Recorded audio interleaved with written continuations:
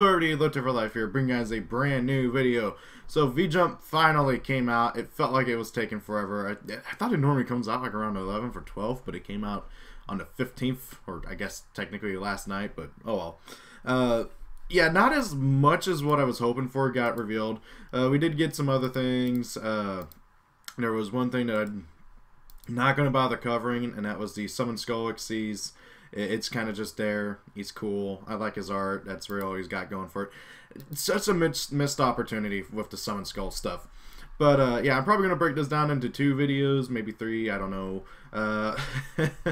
So, anyways, let's talk about the main meat and potatoes that I'm excited for. I'm a bit depressed that we didn't get anything from Dark Neostorm, especially since the rumors were floating around that we were going to get gimmick puppets and Chronomoly stuff revealed for Dark Neostorm.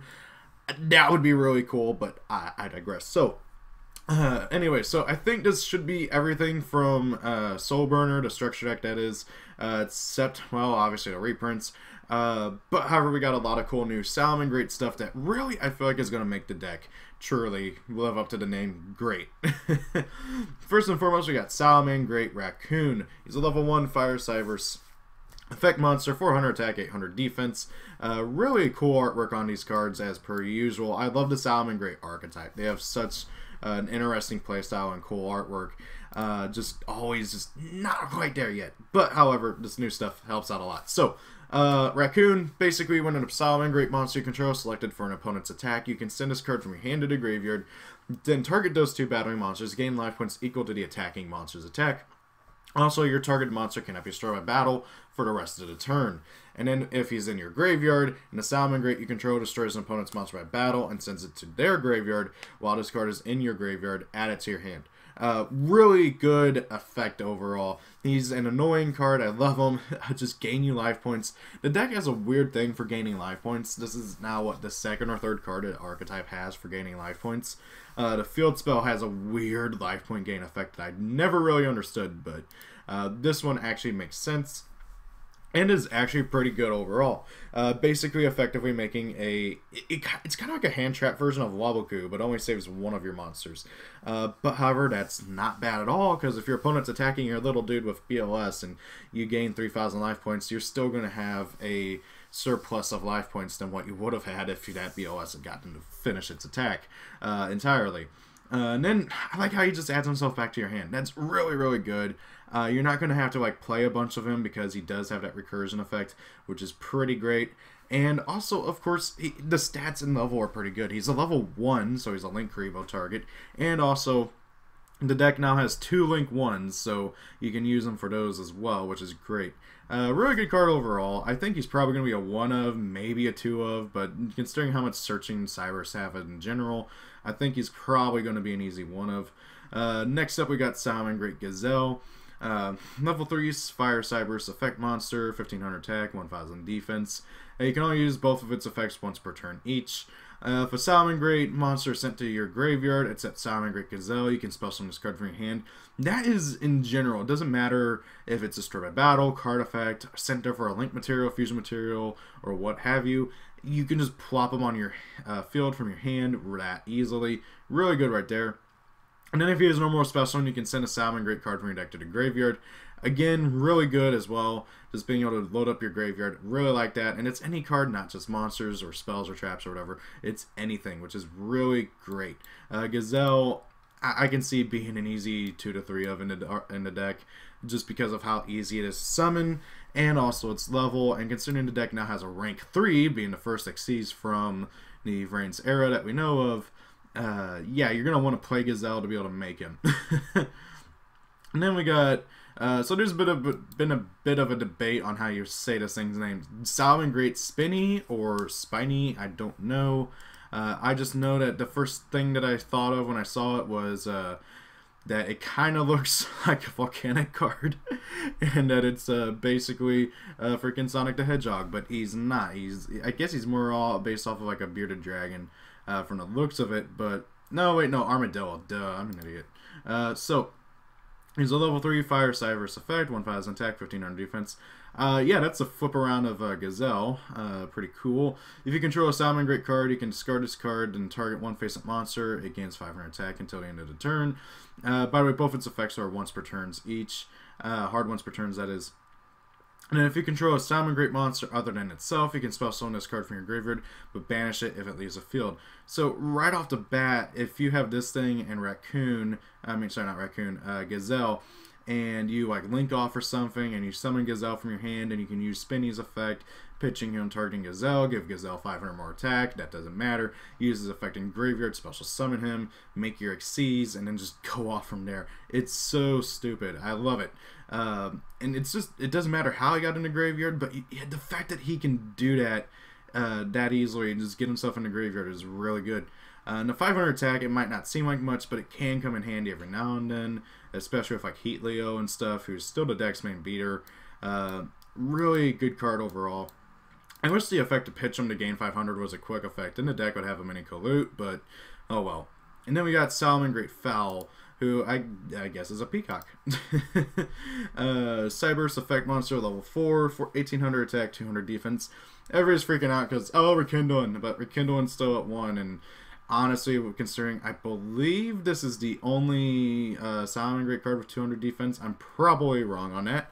It's nothing going to be really too great, and at least right now, if they keep giving Salamangreat 200 defense monsters, Rekindling is going to be a staple in the deck, but, well, I digress. So, pretty good stats all around, and then you can only use each of its effects once per turn. If a Salamangreat monster is normal or special summon to your field, you can summon Foul from your hand. Pretty darn good. And then you can send a Salamangreat card from your hand or face up from your field to the graveyard and target a set spell or trap card your opponent controls. That target cannot be activated this turn. I really like this effect because it makes it to where you don't have to worry about back row as much, at least for that turn in regards to that. And it just is really nice not having to worry about back row, so you can then focus on your links and stuff. I mean, you're still going to have to worry about hand traps primarily, but it's better than nothing. Also, as of note, the only hard once per turn effect is the first one. The second one is not a once per turn effect at all from what it looks like. So theoretically, if you wanted to, if your opponent had 5 back row, you could send 5 Salamangreat cards and then, well, just kind of prevent your opponent from, you know, activating those 5 cards for the turn. That's not good, but it's something that might come up every once in a while, especially since Salamangreat do like being in the graveyard a lot. The fact that you still have to target a set spell or trap card is a bit annoying, though. And then we got, quite honestly, the 2 best cards out of all these. The rank 3 Xyz and the quick play spell card. So, Salamangreat Mirage Stallion is the rank 3. He's a Fire Cyrus Xyz effect, 2,000 attack, 900 defense. Needs 2 level 3 monsters, so he's pretty generic. First effect, oh yeah, by the way, both effects are hard once per turns. First effect, you can detach 1 material from this card. Special summon 1 Salamangreat monster from your deck in face-up defense position. Also, for the rest of this turn, you cannot activate monster effects except fire monster effects. That's a bit annoying, but hey, it locks you into Salamangreats, pretty much, and that's not bad. I like that. You know, you can't go too crazy. I mean, otherwise, imagine this being yet more BA support. So yeah, pretty nice there. And then if this Xyz summon card is sent to the graveyard for the link summon of a Salamangreat link monster, you can target 1 monster on the field, return that monster to its owner's hand. This is also really good, just general spot removal. Yeah, sure, it targets, but it doesn't destroy and it doesn't like banish or send to the graveyard, so returning something to the hand is like one of the best versions of removal out there. Really good card overall. I'm not gonna lie, when I first saw it, I thought that, oh my god, we're gonna get like a Salamangreat card that makes it to where that Salamangreat Xyz monster gets its level equal, a level equal to its rank, and you know, because the deck is all about reincarnation summon, which if you don't know what that is, it's a term for using a monster as material to summon out another copy of itself. So like Heat Leo has an effect that is only applied if you summoned him using another copy of Heat Leo. You know, and that's always been the downfall, but also the interesting strength behind Salamangreat, in that the monsters get actually really good effects. Like Heat Leo, if my memory is correct, is actually a pretty decent boss monster if you do get him out with, well, using another copy of himself. That's just it. That's the deck's issue, though, is doing that. And, well, however, Rather than abandoning that strategy, they are actually trying to like make it a bit better. Salamangreat Circle, this quick play spell card here, has two effects. One you're going to use all the time, the other maybe not so much. First one is add one Salamangreat monster from your deck to your hand. If this card just had that effect, it'd be good, but it's got another effect. Target one Salamangreat Link monster you control that was Link summoned using Link material with the same name as itself. It is unaffected by other monster effects for the rest of this turn. You get one or the other, you don't get both. But however, I think obviously the main thing is you get to add a Salamangreat monster from your deck to your hand. And that's the main thing that people are going to be using this card for. The target a Salamangreat Link monster you're reincarnated summoned and prevent it from being make it unaffected by other monster effects is nice, but it's not the greatest thing in the world either. First and foremost, you actually have to go through the trouble of doing a reincarnation summon, which if you have the field spell out and you summon it, it's not as hard because the field spell makes it to where you can just use the same monster for another copy of itself with one thing, which isn't bad. But however, this only monster effects? Why is it only monster effects? You have to go through that trouble to make your monster using another copy of itself in the first place, which means, again, with Heat Leo, a Link 3 to Dex Boss monster, you have to use 3 monsters minimum to make him, and then you have to use him plus 2 more monsters to make another copy of him, unless, again, you have the field spell out, which lets you just use himself for as the full Link fodder for another copy. So it's still the minimum 4 card investment to be able to get a monster who was summoned using another copy of himself to get this unaffected by monster effects. It's not particularly great. I do like the idea behind it, and I do hope that Konami continues doing stuff like this, but God, I really am excited for this, though. I like Salamangreats a lot, and they're getting a lot of cool stuff out of here. Speaking of, they're actually also getting a new Link monster. But, however, I suppose I'll cover premium pack stuff here. Why not? So, first and foremost, continuing with the Salamangreat theme, Salamangreat Almira. He's a Link 1, Fire Cyberse effect Link monster, attack 0, points bottom right. He's adorable too, like holy crap, I love this artwork, he's adorable. I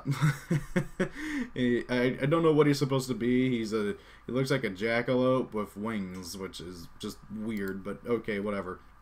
And then materials is pretty easy too. Needs a normal monster that was a monster that was normal summoned or set with 1,000 or less attack. Might as well say level 1 monster, let's be honest. You can only use the second effect of this card's name once per turn. Quick effect, you can tribute this card and target 1 monster you control. During that turn, that monster cannot be destroyed by your opponent's card effects. That's pretty darn good. Second effect is when a normal summoned or set monster you control is destroyed by battle while this card is in the graveyard, you can special summon this card from the graveyard. This thing is basically a Salamangreat version of Link Kribo. Very similar first effect where you tribute it to do something, and then a second effect where you can summon it from your graveyard. And both have very similar Link materials. Heck, most of what you can use to summon Link Kribo, you can also use to summon this dude, and vice versa. So, I do like this card a lot. I feel like he's going to help out Salamangreats as well. I feel like the first Link one from the structure deck, I can't remember what he does, and I never covered him off the top of my head, but I do remember him being really good. Like, he searches the field spell, if my memory is correct. I feel like that other Link one is a bit better, but however, I feel like you're still going to probably end up playing one Almira just because he is good. He does help out the deck a bit and provide some much needed protection effects.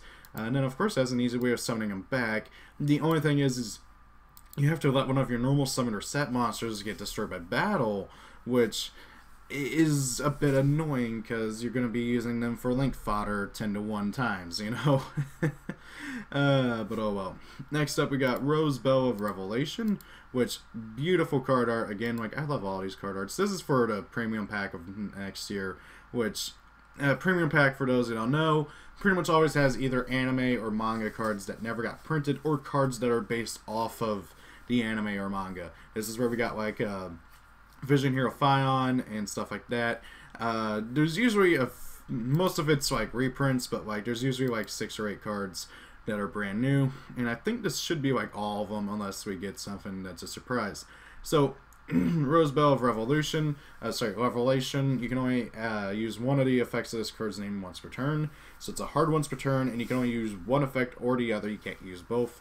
The first effect, when you activate it, add one plant monster of 2400 or more attack from your deck to your hand.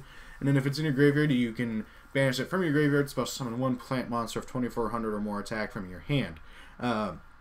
This card is basically made to get out Gigaplant. There are a bunch of other cards. Keep in mind, again, this has the intention of being used with Kiza's manga cards, which were the Rose Angels. I think there was like a Fallen Angel of Roses, and then there was like a Saint Angel of Roses, stuff like that, which we did actually get all of those printed.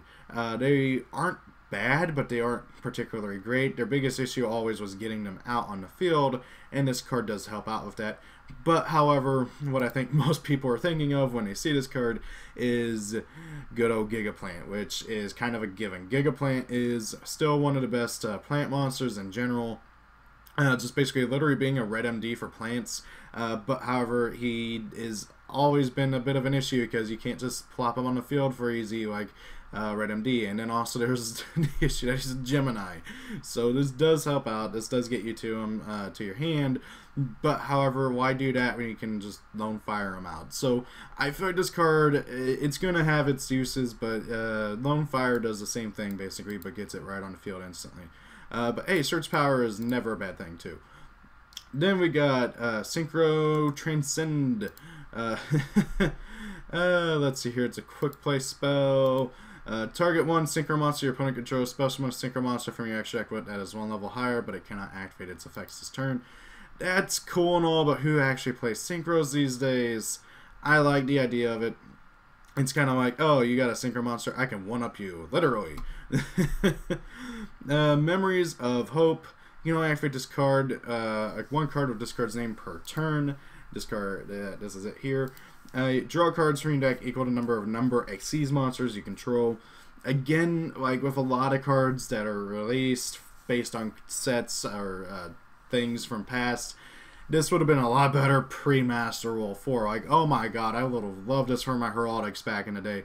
I actually did like a count one time when I was playing Heraldics heavily, and like 14 of the 15 extra deck cards in my extra deck were number monsters. That wasn't even like intentional either. So yeah, this is a really good card for decks that play a lot of number Xyz monsters. A lot of the numbers are pretty good overall. I mean, obviously there's a bunch of trash ones, but there's also a lot of good ones. You know, 101, 107, Utopia and his like Ultra editions really more so. You know, like Lightning and stuff. And Lightning's still technically a number monster, so it works. Yeah, I mean, at most it's a 1-for-1. At most it's a +4. At least it's a 1-for-1, which isn't bad either way. Really good card. Helps replenish your hand after exhausting that much resources to make a bunch of Xyz and a link or two. So I can see this being used in certain decks that heavily rely on numbers, but it's not going to be something you're going to see a lot, and honestly it's probably going to be in the 50-cent binder at your locals from day one. Then we got Enemas Judgement, which from what I've been told is a card that Bastion used in the manga, which makes sense because he played zombies in the manga. Well, technically they weren't zombies, they were a yokai typing, which was completely separate and different, I swear. According to the manga. Anyway, so normal trap card: when your opponent special summons a monster, destroy those monsters. Then you can apply the following effect: banish 5 zombies from your graveyard, and if you do, special summon a level 7 or higher zombie monster from your hand or deck. This is cool. I like how you can use it with the new zombie stuff that we just got, but aside from that use, this isn't going to be used at all. Zombies generally want to stay in the graveyard, and this doesn't really help with that. It is nice, though, just for getting a free monster out, basically, and disrupting your opponent. I can see zombie decks maybe trying out one of it, just for the hell of it, but I don't see it being played more than one of in the deck, in any zombie deck, really, if at all. And you know what? Screw it. We got time, and it's only 6 cards. So, new monsters from the 20th anniversary box. So something that Konami's been taking a liking to doing is releasing a box set featuring promos based on characters and their aces and stuff from the anime recently, and they are continuing along with this. So first and foremost, two of the coolest looking monsters here in this whole thing. Actually, I love the looks on all of these. I'll be honest. Maybe not the Utopia card too much, but still, all of these are really cool cards overall. But anyway, so the one that like everybody's freaking out about is the Dark Magician Ritual Monster. Magician of Chaos, level 7, Dark Spellcaster, Ritual Effect Monster, 2500 attack, 2100 defense. You can ritual summon this card with Chaos form. This card's name is treated as Dark Magician while it is on the field or graveyard. Once per turn, when a spell or trap card or effect is activated, quick effect, you can target one card on the field, destroy it. If this ritual summon card is destroyed by battle or card effect, you can spell summon one Chaos or Black Luster Soldier ritual monster from your hand, except in self-ignoring summoning conditions. This card is pretty good overall. I really like it. But the big thing is that the third effect is literally irrelevant. Okay, if you're going to be playing Dark Magician, you only care about the first two effects, really. And that is, of course, that it's Dark Magician while on the field or in the graveyard, so summoning this thing will trigger your Dark Magic Circle, which will then in turn trigger its second effect, because the Dark Magic Circle, whenever Dark Magician is summoned, you get to banish a card, and then that will of course trigger Magician of Chaos's effect to get to pop a card. So just for summoning this thing while Dark Magic Circle is out, you're going to get rid of two cards your opponent controls right then and there. And then, since this thing is a Dark Magician while on the field or in the graveyard, you can bring this thing back with what was it called? Crap. The Soul Trap card. I can't remember, but the one that like brings back Dark Magician from the graveyard. Eternal Soul, that's what it's called. Eternal Soul. So you get to just keep bringing this dude back, and every single time it's going to instantly trigger the Dark Magic Circle to let you pop and banish a card. It's stupid. I love it. The only issue is actually utilizing this in Dark Magician. Dark Magician is a pretty straightforward archetype and deck, and right now it doesn't have any easy way of getting this guy to your hand, or well, also its ritual spell, Chaos form, or any ritual spell for that matter. You know, to my knowledge, the Chaos form cannot be searched by Magician's Rod. I'm actually going to double check that real quick, unless it's like in air quotes and, you know, is technically a what was it? A referring to the archetype, like with the freaking thingy. Okay, so Chaos form. Goes to show you just how long ago it's been since I've booted up this whole thing. Or Dark Magician. Okay, so it does specifically list Dark Magician unless it's talking about the archetype from your graveyard. So I think since it is specifically referring to Dark Magician, Chaos form should be searchable by Magician's Rod. Don't quote me on that. Knowing my luck, it's not. But that still leaves the issue of getting Magician of Chaos to your hand, which, again, there's not many easy ways of doing that. He is level 7, so you could use Preparation of Rites. You can't use Pre-Prep, though, because he's not specifically listed, which is a bit annoying, but oh well. So, really good card overall. The first two effects are the important ones. If Dark Magician ever gets, like, more ritual-focused, I could totally see this thing being played a lot. Maybe somebody will be able to come up with a way to play him more. Then moving on to the card that like I nearly had a heart attack when I saw Elemental Hero Grandman. He's so cool. He's like a mix of everybody. You got a little bit of Sparkman, a little bit of Returning the Drakes. You got a little bit of Avion. You got a little bit of Bubbleman going. I don't see Claymando anywhere, but I guess he's got man in the name. And holy crap, is that a revolver right there? That kind of looks like it. He's so cool. Level 6 Light Warrior Fusion Effect Monster. Attack 0, Defense 0. Needs 2 hero normal monsters to go into. So this is supporting retro heroes, which I know I'm in the minority, but I like this. Retro heroes, the original heroes from the GX anime, are a big part of my childhood, and I love these cards a lot. And I know a lot of people are hating on this card because he supports them, but I want to see them get like revitalized. I want to see Avion, Persinatrix, Clayman, and Sparkman all get retrains, you know, and stuff, but it's not going to happen because Konami's focused on Neos and stuff, and as much as I love Neos, I still prefer the oldies.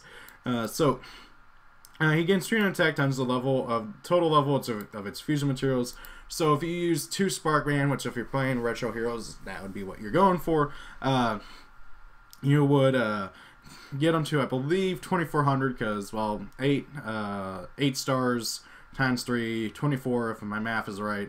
It's probably not, knowing my luck. But, however, that's pretty respectable. But if you use 2 Neoses, you get 14 times 300, which is, I don't know off the top of my head. Let's see here. 14 times 300, 4,200. Grandman OTK, here we go. Oh, God. So, he's got 2 effects, counting that attack boost, which is pretty cool. Second effect is, when he destroys a monster at battle, you contribute this card, special on an elemental hero fusion monster from your action deck, ignoring its summoning requirements, but it cannot attack monsters whose level is the same or lower than its own.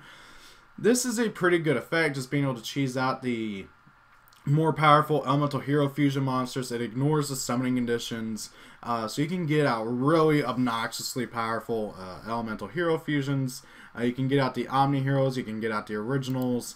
It does discourage you from going for the really powerful ones, because then they won't be able to attack any low level monsters. But let's be honest, more than likely your opponent doesn't have a bunch of monsters with levels out. They have a bunch of link monsters, and you're going to be able to attack those. So this is pretty good. I like it.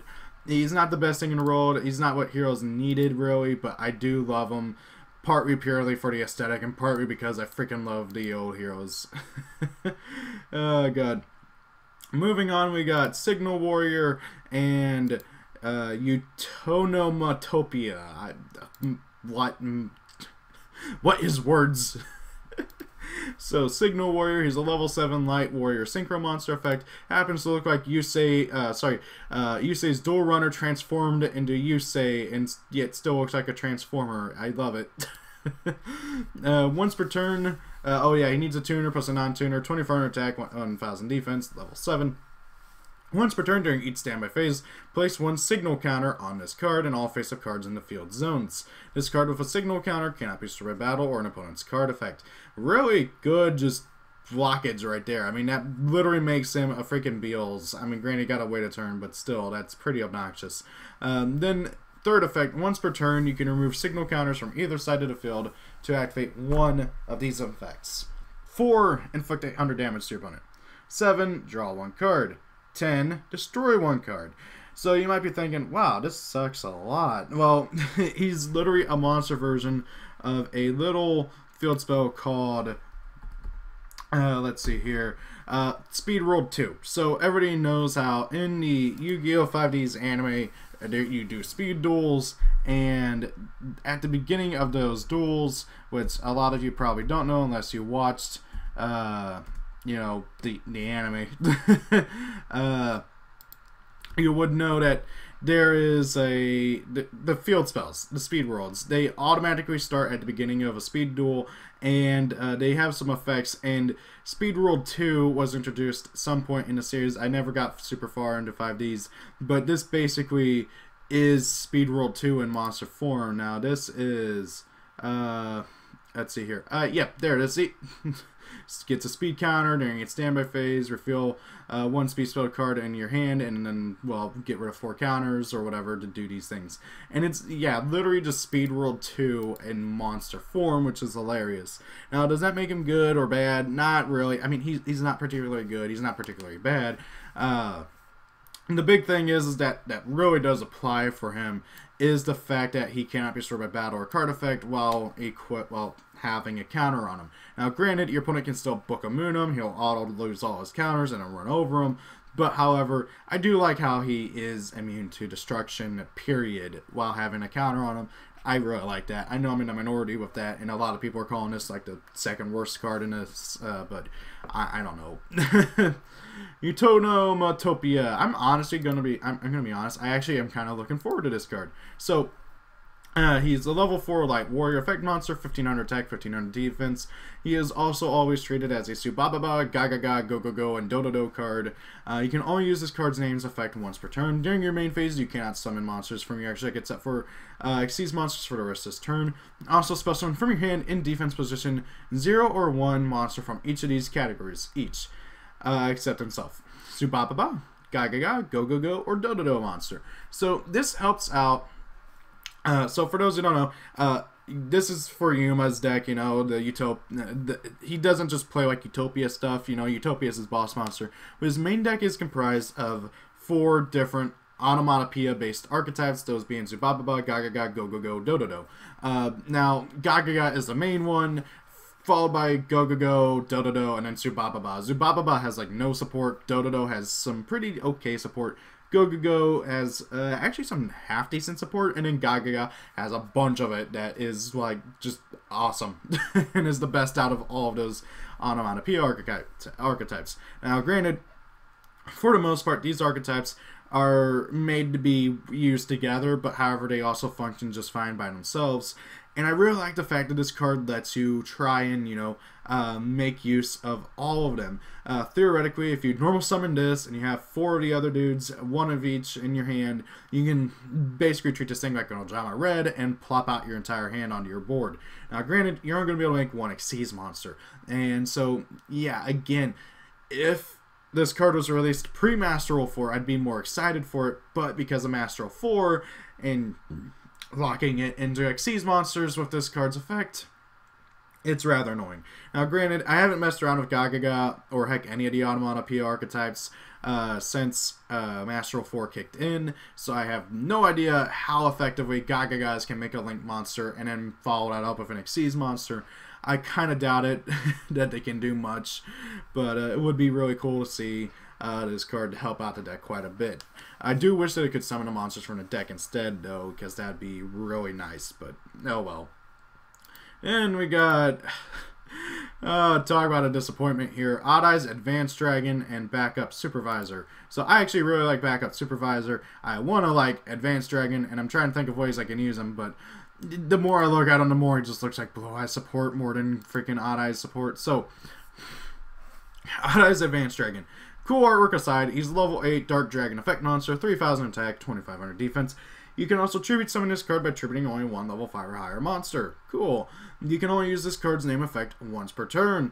If this card is tribute summoned, you can destroy 1 monster your opponent controls, and if you do, inflict damage to your opponent equal to that monster's original attack. Cool. If this card destroys the opponent's monster by battle, you can special summon 1 level 5 or higher monster from your hand or graveyard in defense position, except himself. So, I both love and hate this card, okay? He's a level 8, so you can't pendulum summon him in Odd Eyes, and he doesn't have anything to do with the Odd Eyes archetype as a whole. The big thing is that I personally really like about him is the monster revival effect, because just off the top of my head, you're going second, your opponent has some monsters out and stuff, you activate Skyrus, you activate your Odd Eyes Arc Pendulum Dragon, you activate, like, I don't know, Odd Eyes Pendulum Dragon in your other zone, use Skyrus, pop your Odd Eyes, search Odd Eyes Arc Pendulum effect, special summon this dude from your deck, and then, like, let's say you have a Meteor Burst in your graveyard, you run over something, you use this effect, bring back Meteor Burst, cool. But again, this thing just screams Blue Eyes support. He's a level 8 Dark Dragon with 3,000 attack, 2,500 defense. You can search him off of freaking Melody. You can bring him back with the spell card. I can't remember. Return of the Dragon Lords. You can use them for trade-in. I feel like this thing's going to be used in Blue Eyes more than anything else, because in Blue Eyes, you run over something, you bring back a Blue Eyes, has to be in defense, unfortunately, or heck, even better yet, Dragon Spirit of White effect, banish something, then overlay for an Xyz monster, main phase 2. So, I'm really iffy on this card. I want to honestly play it in Blue Eyes more than anything, but it is a pretty cool idea. I like the artwork a lot, though. It does look like a advanced version of Odd Eyes Pendulum Dragon, which is weird because its effects and everything would more so allude it to being an advanced version of the original Odd Eyes. But yeah, you can clearly see that he's got the pendulum thing going on here in the middle. Wait, did the original Odd Eyes have that too? I can't remember. It's been forever since I've looked at the original Odd Eyes Dragon. Not in for Backup Supervisor. I saw some people just really hating on this card, but I'm excited. And it's not just because she's a waifu like Backup Secretary, but however, she's a Link 2 Light Cyberus Effect monster, Link monster, obviously. 1,200 attack, same stat as Backup Secretary. Right and bottom, 2 monsters, pretty cool, super generic. If this card is Link summoned by using Backup Secretary as a Link material at the end of the damage step when you When your monster this card points to battles an opponent's monster, you can spell summon a Cyberus monster from your hand. If this card is destroyed by battle or an opponent's card effect, you can spell summon a backup secretary from your hand, deck, or graveyard. So the reason why a lot of people are hating on Advanced Supervisor here, or Backup Supervisor, is because of the fact that she supports Backup Secretary. Now, Backup Secretary is one of the first and honestly still really good Cyberus monsters. She is basically a level 3, 1200 attack, light if I remember right, and if you control a Cyberus monster, you can just plop her on your field for free, and that's all she does. And so you play her in Cyberus anyways. I don't know why people are hating on this card. You play Backup Secretary anyways because it's a good link fodder card, and then you just make this card, and then hey, you got basically a second firewall to summon, you know, because it can summon monsters from your hand. It's kind of cool. I do feel like this card is getting a bit like unfairly hated. I do really like it. It's kind of neat that it can bring back Backup Secretary if it does die. But honestly, the big thing that I see it being used for is link climbing. You know, you'll do your other plays, battle phase attack, effect, bring out another dude from your hand, attack again, do some shenanigans, main phase 2, make a Nightmare Unicorn. There you go. I do really like this card though. Really cool. Overall, I really do like most of these cards. These are my favorites here. He's pretty cool. I want to try out YgoAmino again. Like her. Iffy on him. He's a funny gimmick. That's my overall like thoughts on all these. Amazing artwork on all these. Although Utano Mappa, whatever his name was, does look like he'd be better suited off as a Toon Utopia, but I digress. So guys, what do you guys think of this month's Vjump?